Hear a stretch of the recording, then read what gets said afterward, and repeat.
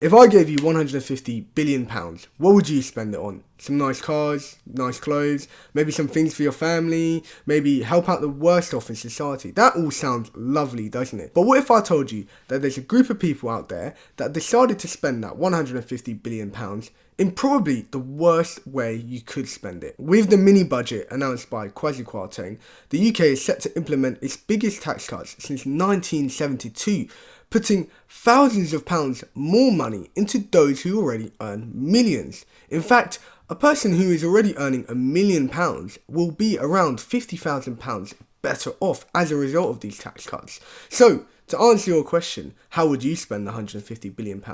Liz Truss has answered it by giving the most well-off in our society a tax break. But not only that, they're also helping out those who got us into this awful situation in the first place. If you guys don't know, the ideology behind these tax cuts is called trickle-down economics.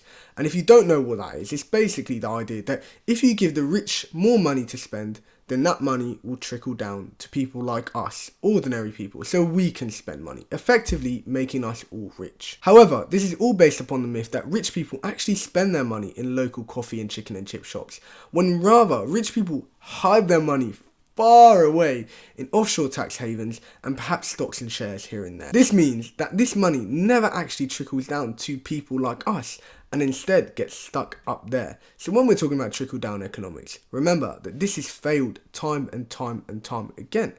This is just Liz Truss and Kwasi Kwarteng breaking up the same old playbook. So what does the government need to do to solve our problems? With the energy and cost of living crisis looming large, over 14.5 million British people currently live in poverty. So this means that the simple fact is, British people cannot spend their money confidently, meaning there is not enough money to go around into the local coffee shops or the local chicken and chip shops because we simply don't have that money to spend.